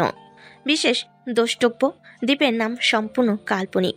সে দ্বীপে না আছে নেটওয়ার্ক, না সে যোগাযোগ ব্যবস্থা করার কোনো ভালো সুযোগ। এর মধ্যে রিয়াদ সেই দ্বীপটি সম্পূর্ণ নিজে ভাড়া করেছে, সেখানে থাকার রিসোর্টটিও। শুধু কিছু স্টাফ ছাড়া আশেপাশে কেউ নেই। যদিও বা মায়ের বোরিং লাগছে না, সবসময় রিয়াদ তার কাছেই থাকে। সে বেশ ভালোই বুঝতে পারছে রিয়াদ তাকে পুরোপুরি নিজের আয়ত্তে আনতে যাচ্ছে। রিয়াদ বিছানায় বসে কিছু একটা ভাবছিল। ঠিক তখনই মায়ের পিছন থেকে রিয়াদকে জড়িয়ে ধরল। মায়া বলে উঠল, আমাকে একটু বেশি বেশি আদর করুন তো মিস্টার রিয়াদ। মায়ের কথা শুনে রিয়াদ বেশ খানিকটা চমকে গেল। চমকে যাবারই কথা, কারণ সেদিনের পর থেকে মায়া রিয়াদের সাথে বেশ নারাজ ছিল। সেই সাথে মায়া কখনো রিয়াদকে এভাবে বলেনি। বেশিরভাগ সময় সে মায়ের লাজুকতার সাথে বেশ পরিচিত। তবে এটার একটা কারণ আছে। মায়া রিয়াদকে নিজের সাথে ফ্রি করতে চায়, রিয়াদের সমস্যার সমাধান হতে চায়। সেভাবে রিয়াদের নজরবন্দি থাকতে চায় না। এমন পদক্ষেপ নেওয়া মায়ের রং। রিয়াদ মায়ের হাত ধরে একটানে পেছন থেকে সামনে নিয়ে এসে তার কোলের উপর বসালো। মিসেস, আপনার কি জ্বর হয়েছে নাকি শরীর খারাপ হয়েছে আপনি এই কথা বলছেন? কেন, আমি কি এরকম কথা বলতে পারি না? অবশ্যই পারেন। হয়তো এটা হয়তো আপনার নতুন রূপ, যেটা আমি এখনো পর্যন্ত দেখিনি। কথাগুলো বলতে বলতে রিয়াদ মায়ের গলায় নাক ঘষতে আরম্ভ করলো। খুব বেশি করে ভালোবাসতো রিয়াদ আজ আমায়, যেন আমাদের বেবি হয়। তুমি কি বললে আবার বলো তো? আমার একটা বেবি চাই রিয়াদ, যেন আমি কখনো আপনাকে আর আপনি কখনো আমাকে ছেড়ে যেতে না পারেন। আমি আপনাকে খুব ভালোবাসি রিয়াদ, খুব বেশি ভালোবাসি। আমাকে কখনো ছেড়ে যাবেন না, আমি কিন্তু শেষ হয়ে যাব। ভালোবাসো না রিয়াদ? মায়ের কথাগুলো বলতে বলতে রিয়াদের ঠোঁটে গলে পাগলের মতো চুমু দিতে আরম্ভ করলো। রিয়াদ মায়ের ডাকে সাড়া দিতে আরম্ভ করলো। সে নিজেকে আটকে রাখলো না। তবে আজকে কেন যেন রিয়াদ মায়ের সাথে পেরে উঠছে না। মায়ের রিয়াদকে পাগলের মতো চুমু খাচ্ছে, আর এদিকে হাত দিয়ে রিয়াদের শার্টের বোতামগুলো খুলে ফেল। রিয়াদকে এক ধাক্কায় বিছানায় ফেলে দিয়ে মায়ের রিয়াদের বুকের উপর বসে পড়ল। সেই সাথে রিয়াদের সমস্ত বুকে নিজের ঠোঁটে আলতো পরশ দিতে আরম্ভ করলো। রাত প্রায় গভীর, মায়া ঘুমিয়ে আছে। রিয়াদ উঠে মায়ের কপালে ছোট্ট করে একটা চুমু দিয়ে কিছুক্ষণ তাকিয়ে রইল মায়ের দিকে। আজকের মায়া ছিল উন্মাদ। মায়াকে কন্ট্রোলে আনতে রিয়াদের বেশ বেগ পোহাতে হয়েছে। সব কথা ভাবতে ভাবতেই রিয়াদ বিছানা থেকে উঠে দাঁড়ালো। অন্য একটা রুমে গিয়ে আশিককে কল করলো। আশিকের সব যাবতীয় খবরাখবর নিল। মায়া জানে এখানে কোনো নেটওয়ার্ক নেই, নেটওয়ার্ক আছে রিয়াদের আদেশ মতো সবাই নেটওয়ার্কের বাইরে ভেবে রিয়াদ হাসলো। গঙ্গানির শব্দ শুনে মায়ের ঘুম হালকা হয়ে আসলো। শব্দটা যখন আরো তীব্র হতে লাগলো, সাথে সাথে মায়ের তাড়াতাড়ি করে উঠে বসে পড়ল। পাশে তাকাতেই দেখলো রিয়াদ বিছানায় শুয়ে থেকে কাতরাচ্ছে। কি হয়েছে? আপনি এমন করছেন কেন? কোথায় কষ্ট হচ্ছে আমাকে বলেন। বলতে বলতেই মায়া কেঁদে দিল। রিয়াদ কিছু একটা বলতে চাচ্ছে, কিন্তু সে কিছুই বলতে পারছে না তীব্র ব্যথায়। কি হলো? এমন করছেন কেন? পেটে হাত দিয়ে আছেন কেন? পেট ব্যথা করছে? খুব বেশি বেশি ব্যথা করছে? মায়ের কিছু একটা মনে পড়তেই রিয়াদকে রেখে দৌড়ে রুম থেকে বের হয়ে গেল। হসপিটালের বিছানায় অবচেতন হয়ে পড়ে আছে রিয়াদ। একপাশে মায়া রিয়াদের হাত ধরে বসে আছে। তখন ওরকম অবস্থা দেখে মায়া দিশেহারা হয়ে গেছিল। তখন তার হঠাৎ করে মনে পড়ে আশিককে ফোন দেওয়ার কথা। মায়া সব কিছুই জানতো যে রিয়াদ আলাদা রুমে সব কাজ করে, এমনকি সেখানে নেটওয়ার্কও আছে। কিন্তু যেহেতু রিয়াদ তাকে জানাতে চায়নি, সেও আর এই বিষয়ে বেশি ঘাটেনি। আশিককে খবর দিয়ে এসে দেখে রিয়াদ অবচেতন হয়ে পড়ে আছে বিছানায়। আর কিছুক্ষণ পরেই আশিক হেলিকপ্টার নিয়ে হাজির রিসোর্টে। তারপরেই তাকে হসপিটালে নিয়ে আসা হয়েছে। ম্যাডাম, এমন কেমন করে হলো? আমি কিছুই জানি না, ঘুমিয়েছিলাম, হঠাৎ গোঙানির আওয়াজে ঘুম ভেঙে যায়, তারপরে দেখি এই অবস্থা। তাদের কথার মাঝে ডাক্তার এসে উপস্থিত হলো কেবিনে। রোগী কি খাওয়া দাওয়াতে অনিয়ম করেছে? হ্যাঁ, ঘুরতে যাওয়ার আগে স্যার ঠিকমতো খাওয়া দাওয়া করতেন না, কোনো দিন না খেয়ে থাকতো। রোগী ঠিকমতো না খাওয়ার কারণে পেটে অতিরিক্ত গ্যাস হয়ে আলসার হয়েছে, যার কারণে তীব্র পেট ব্যথা হয়েছিল। রোগীর খাওয়া দাওয়ার খেয়াল রাখতে হবে। নিয়মকানুন না মানলে ক্যান্সার হওয়ার সম্ভাবনা আছে। তবে আমরা আশা করছি ওষুধ খেলে আর নিয়মিত খাওয়া দাওয়া করলে সব কিছু ঠিক হয়ে যাবে, চিন্তার কিছুই নেই। আর হ্যাঁ, রোগীর জ্ঞান ফিরলে তাকে তরল জাতীয় জিনিস খাওয়াবেন। বলে ডাক্তার কেবিন থেকে চলে গেল। রিয়াজ যে ঠিক মতো খাওয়া দাওয়া করছে না, সেই বিষয়ে আমাকে কেন জানানো হয়নি আশিক? ম্যাম আসলে আগে তো আপনি সবসময় স্যারের খাওয়া দাওয়া খেয়াল রাখতেন, কিন্তু কিছুদিন হলো আপনি স্যারের খেয়াল রাখলেন না। সেই কারণে স্যার তেমনভাবে কিছু খাওয়া দাওয়া করতো না। আমি 1000 বার বললেও খেত না। আপনি মনে করে দেখেন, আমি একবার বলেছিলাম ওই বিষয়ে আপনাকে, কিন্তু আপনি আমার কথা শোনার আগেই তো স্যারের উপর রাগ করে চলে গেলেন। স্যার আপনার হাতে রান্না ছাড়া আর কারোর হাতে রান্না খেতে চায় না। স্যার প্রথমে আপনাকে রান্নাঘরে যেতে না করলেও এখন খেয়াল করে দেখবেন, আপনি যদি স্যারের জন্য রান্না করেন, স্যার কিন্তু কিছু বলে না। মায়া আশিকের কথাগুলো ভেবে দেখলো আসলেই তো আগের মতো রান্নাঘরে গেলে রিয়াদ আর তাকে তেমন কিছু বলে না। যদিও আবার সব কাজ হেল্পিং হ্যান্ডই করে। সে বেশ ভালো করে খেয়াল করে দেখেছে। আগে বাসার কুক রান্না করলেও মায়া যে আইটেমটা রান্না করে সেটা দিয়ে রিয়াদ সবসময় খাবার খেত। অন্য কোনো আইটেম তার প্লেটে নিত না। যদিও বা রিয়াদ এটা কখনো প্রকাশ করেনি তার সামনে। যখন সে বুঝতে পারল তখন থেকে রিয়াদের খাওয়া দাওয়া সব কিছু খেয়াল সেই রাখত। কিন্তু হঠাৎ করে ওই রকম পরিস্থিতিতে পড়ে তার মানসিক অবস্থাটা একদম ভেঙে পড়েছিল। কিন্তু সে এখন বুঝতে পারছে কতটা ভুল সে করেছে। কিন্তু মায়ের মাথায় এতটুকু চিন্তা আসছে না যে আসলে দোষটা তার নয়, দোষটা পরিস্থিতির। ম্যাডাম কিছু ভাবছেন? ম্যাডাম না, কিছু ভাবছি না, এখানেই থাকো, আমি আসছি। কই যাচ্ছেন ম্যাডাম? স্যারের জ্ঞান ফিরে আপনাকে না দেখলে রাগারাগি করবে। আমি বাসায় যাচ্ছি খাবার আনতে, আমি না আসা পর্যন্ত কেবিনে থাকবে। জি ম্যাডাম। মায়া চলে গেল রিয়াদের জন্য খাবার আনতে। আর অন্যদিকে আশিক রিয়াদের পাশে বসে রইল। বেশ খানিকক্ষণ পর রিয়াদ পিটপিট করে চোখ খুলে আশেপাশে তাকালো। সমস্ত রুম পর্যবেক্ষণ করতে এসে বুঝতে পারল মায়া নেই তার পাশে। তাড়াতাড়ি করে উঠে পড়ল। স্যালাইন দেওয়া হাতটাতে টান লাগলো।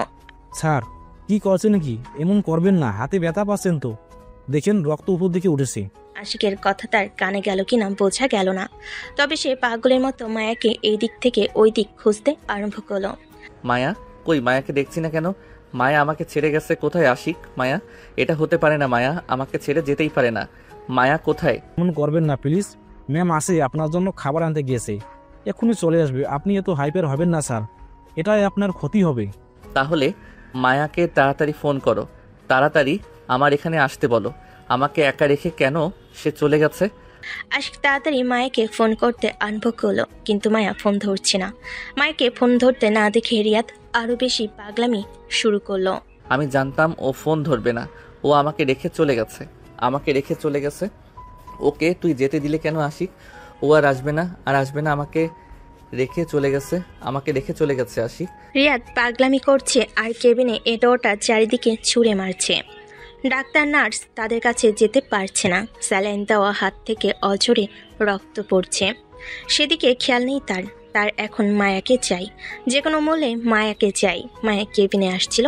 রিয়াদের রুম থেকে চিল্লাচিল্লির আওয়াজ শুনি দৌড়ে তাড়াতাড়ি কেবিনে প্রবেশ করতে দেখলো এই অবস্থা। রিয়াদ খেয়াল করেনি যে মায়া কেবিনে প্রবেশ করেছে।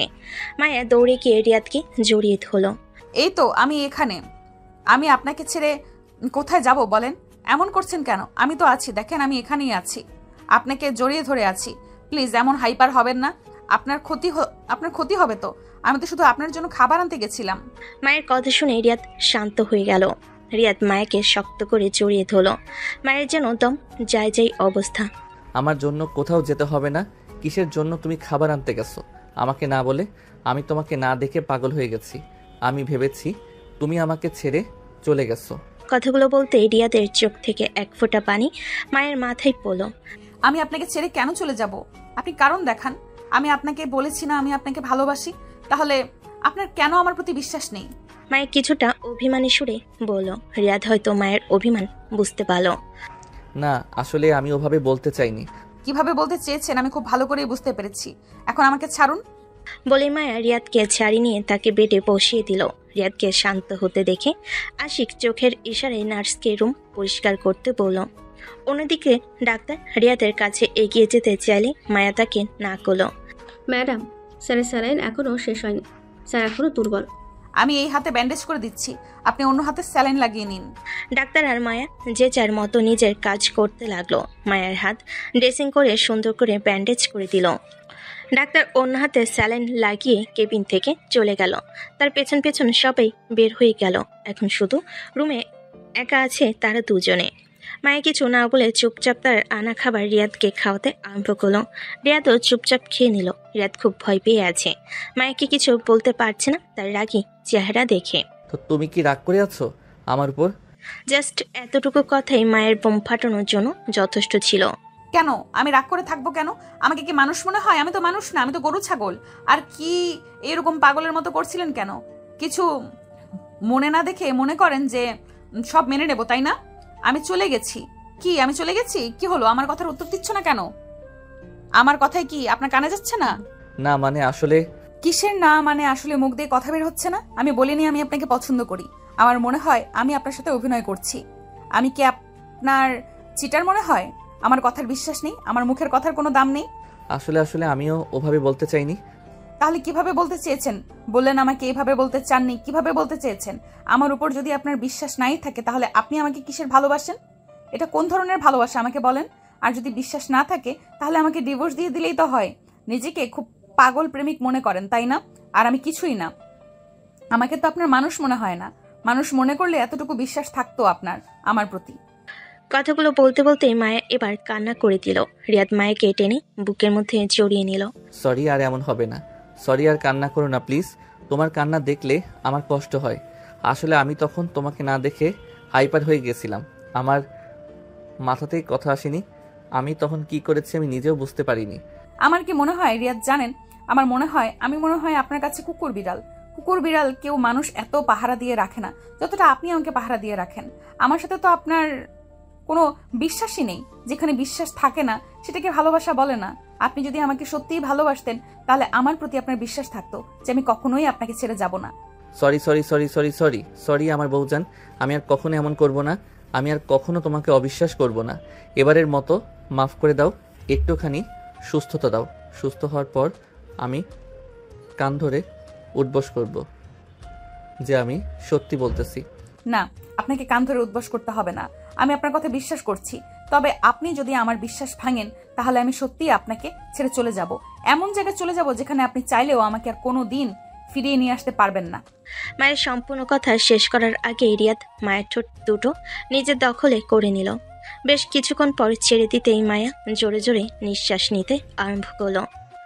মায়ের ঠোঁট দুটো লাল টকটকে হয়ে গেছে, যেন এখনই রক্ত বের হয়ে যাবে। আর কখনো এমন কথা বলবে না। তোমার কিছু হলে আমি নিজেই শেষ হয়ে যাব। আমাকে শেষ করার জন্য কোনো বন্ধকের দরকার হবে না তখন। আমি বলছি আমার ভুল হয়ে গেছে, আর কখনো এমন হবে না। আর কখনো তোমার উপর আমি বিশ্বাস হারাবো না। আর কখনো তোমাকে আমি বন্দি করে রাখবো না।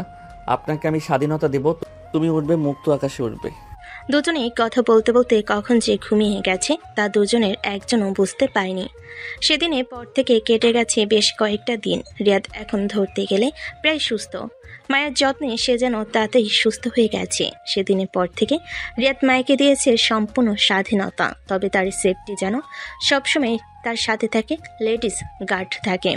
মায়ের প্রথমে মানতে না চাইলেও রিয়াদের কথা এটাতে বাধ্য হয়ে মানতে হয়েছে। রিয়াদের পাগলামি মাঝে মাঝে বের হয়ে আসতে চাইলেও রিয়াদ নিজেকে খুব কষ্ট করে মায়ের সামনে মানিয়ে নেয়।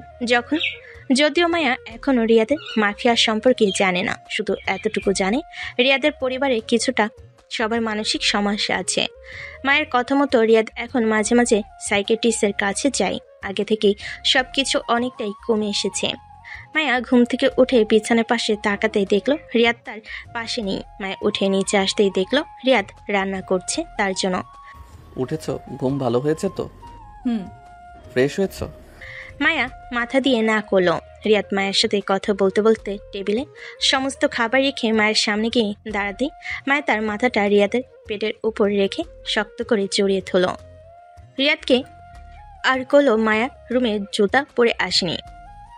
মায়াকে কোলে তুলে নিয়ে ওয়াশরুমে চলে গেল। তারপর নিজ হাতে মায়াকে ফ্রেশ করে দিয়ে আবার টেবিলে নিয়ে এসে বসালো। আজকে তোমার সমস্ত পছন্দের খাবার রান্না করেছি। বলতে বলতে রিয়াদ মায়াকে খাইয়ে দেওয়ার জন্য মায়ের মুখের সামনে খাবার ধুলো। মায়া খাবারটা মুখে নেওয়ার কিছুক্ষণ পর দৌড়ে বেসিনে চলে গেল। মায়াকে এভাবে দৌড়াতে দেখে রিয়াদ মায়ের পেছনে পেছনে গেল। দেখলো মায়া বমি করছে। কি হলো? আমার রান্না ভালো হয়নি? ভালো না হলে খেতে হবে না। না, ভালো হয়েছে, কিন্তু আমার কাছে কেমন যেন গন্ধ লাগছে। কই আমি খেলাম, আমার কাছে তো গন্ধ লাগলো না। তাহলে তোমার কাছে গন্ধ লাগলো কেন? আচ্ছা, তোমার কাছে গন্ধ লাগলে তোমাকে খেতে হবে না, যাও তুমি রেস্ট নাও। আশিক অনেকক্ষণ ধরে খেয়াল করেছে রিয়াদের অফিসের কাজে মনে কিছু একটা চিন্তা করছে। স্যার, আপনি কি কিছু ভাবছেন? আপনাকে দেখে মনে হচ্ছে আপনার কাজের প্রতি কোনো মন নেই। আশিক, আমার রান্না কি এতটাই খারাপ যে মানুষ খেলে বমি করবে? আপনার রান্না খারাপ হতে যাবে কেন? আপনি বাংলাদেশের সব থেকে বড় শেফের কাছ থেকে রান্না শিখছেন শুধুমাত্র ম্যাডামের জন্য। আপনার রান্না খারাপ হবে এটা মানা আমার প্রতি অসম্ভব। তাহলে তোমার ম্যাডাম বমি করলো কেন? হতে পারে ম্যাডাম অন্য কোনো কারণে বমি করেছে। আমার মনে হয় না ম্যাডাম আপনার রান্না খেয়ে বমি করেছে। আশিকের কথা শুনে রিয়াদ ভেবে নিল হয়তো অন্য কোনো কারণে মায়ের এমন হয়েছে। অফিস থেকে বাড়িতে এসে রিয়াদ মাইকে শক্ত করে জড়িয়ে ধরল। বলছি, আপনার শরীরে কি পরিমাণ গন্ধ, আমার বমি আসছে, তাড়াতাড়ি ফ্রেশ হয়ে আসেন। মায়ের এমন ব্যবহারে রিয়াদ অবাক হলো। মায়ের রিয়াদের শরীরের গন্ধ খুব পছন্দ করে। রিয়াদ অফিস থেকে আসলে মায়ের তাকে জড়িয়ে ধরে রিয়াদের শরীরের ঘ্রাণ নিতে আরম্ভ করে। আজকেই প্রথম বলল মায়া রিয়াদকে এমন কথা। রিয়াদ অন্য কিছু না বলে ফ্রেশ হতে চলে গেল। সেদিনের পর থেকে রিয়াদ খেয়াল করেছে মায়ের রিয়াদকে তার কাছে ঘেঁষতে দেয় না। মায়ের ঠিকমতো খাবার খেতে পায় না, সব কিছু গন্ধ গন্ধ লাগে।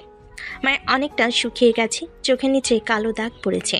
মায়ের এমন অবস্থা দেখে রিয়াদের টেনশনের শেষ নেই।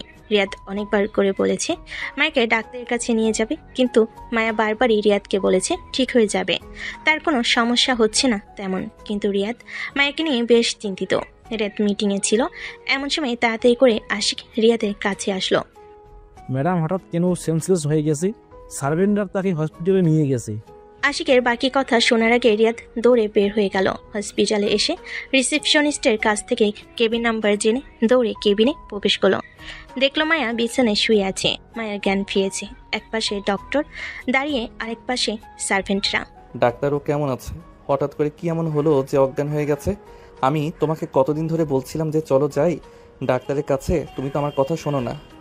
তেমন কিছুই না, কিছু না খাওয়ার কারণে দুর্বল হয়ে গেছে। আর মিস্টার রিয়াদ, এখন থেকে আপনার স্ত্রীর বেশি খেয়াল রাখতে হবে। না খেতে চাইলেও জোর করে খাওয়াতে হবে। শরীরে প্রচুর পরিমাণে ভিটামিন দরকার। কেন? আপনার ওয়াইফ প্রেগনেন্ট, 5 সপ্তাহ হয়ে গেছে, আর টুইন বেবি, যা তার একটু বেশি সমস্যা হচ্ছে। বেশি বেশি খেয়াল রাখবেন। টুইন বেবি হলে সিকনেসের পরিমাণটাও বেশি হয়। রিয়াদের খুশি দেখে রিয়াদ না পারছে মায়াকে এখনই কোলে তুলে নাচতে। ডাক্তার ও নার্স সবাই কেবিন থেকে বের হয়ে গেল মায়া আর রিয়াদকে একা একা রেখে। তুমি বুঝতে পারোনি, তোমার তো বোঝার কথা, তোমার পিরিয়ড অফ হয়ে যাওয়ার কথা। জানি না, আমি বুঝতে পারিনি। তুমি কি খুশি না? কেটে গেছে 5 মাস। এই 5 মাসে রিয়াদ মায়াকে প্রচণ্ড পরিমাণে কেয়ার করেছে। মায়ের এখনই চলাফেরা করতে প্রচণ্ড কষ্ট হয়। তার পেট স্বাভাবিকের তুলনায় বেশ খানিকটা বড়। বড় হবে নাই বা কেন, যমজ বাচ্চা আছে যে। রিয়াদ তার অফিসে যায় না, বিশেষ প্রয়োজন ছাড়া সবসময় মায়ের পাশে থাকে। রিয়াদ হাতে ফল নিয়ে রুমে প্রবেশ করতে দেখলো মায়া কান্না করছে। রিয়াদ ফলগুলো বেড সাইড টেবিলের উপর রেখে মায়ের পাশে বসে মায়াকে জড়িয়ে ধরলো। আমি কিভাবে বোঝাবো যে আমি কেমন খুশি? কি হয়েছে সোনা, এভাবে কান্না করছো কেন? তুমি কান্না করলে আমার কষ্ট হয়, তুমি জানো না? আমার নিঃশ্বাস নিতে কষ্ট হচ্ছে রিয়াদ। আমি একা কিছু পারিনি। দেখো না, এখন বিছানা থেকে উঠতেও পারছি না একা। প্রচন্ড কষ্ট হয়। আমার মাজা মনে হয় ব্যথায় ছিঁড়ে যাচ্ছে। এটাই শেষ, আর আমার বাচ্চা নেব না, আর আমরা বাচ্চা নেব না। তোমার এত কষ্ট দেখলে আমার দম বন্ধ লাগে, মনে হয় আমি নিজেই শেষ হয়ে যাব। আচ্ছা চলো বারান্দায় যাই, তোমার ভালো লাগবে। মায়াকে বারান্দায় নিয়ে গেল রিয়াদ। মায়াকে বসাতে চাইলে মায়া বসলো না, তাই রিয়াদ দাঁড়িয়ে থেকে নিজের বুকের সাথে মায়ের পিঠ ঠেকালো। তারপর মায়াকে পেছন থেকে খুব সুন্দর করে আলতোভাবে জড়িয়ে ধরল। রাতের আকাশ খুব সুন্দর, তাই না রিয়াদ? রাতের আকাশের থেকেও আমার আকাশ আরো বেশি সুন্দর। তাই আমি খুব ভালোবাসি তোমাকে সোনা পাখি। আপনাকে খুব ভালোবাসি। আপনি আমার জীবনে না আসলে আমি বুঝতামই না সুখ কি জিনিস। আমার না খুব ভয় হয়। কেন? আমি কি ভালো বাবা হতে পারবো? কেন হতে পারবে না? তুমি যেমন আমার পৃথিবীর শ্রেষ্ঠ স্বামী, ঠিক তেমনি তুমি আমার সন্তানের শ্রেষ্ঠ বাবা হবে। আমি জানি তোমার মতো বাবা আর কেউ হতে পারবে না। মায়ের কথা শুনে রিয়াদ মায়াকে আর একটু শক্ত করে জড়িয়ে ধরে মাথায় চুমু খেলো। মনে মনে বলল, দেখো মা, তোমার কথা ভুল হয়েছে। তুমি বলেছিলে আমাকে কেউ ভালোবাসবে না, আমাকে কেউ একজন পাগলের মতো ভালোবাসে। তোমার কথা মিথ্যা হয়েছে মা। আমি যেমন আমার স্ত্রীর শ্রেষ্ঠ স্বামী, আমি ঠিক তেমন করে আমার সন্তানের শ্রেষ্ঠ বাবা হব। তুমি দেখে নিও মা।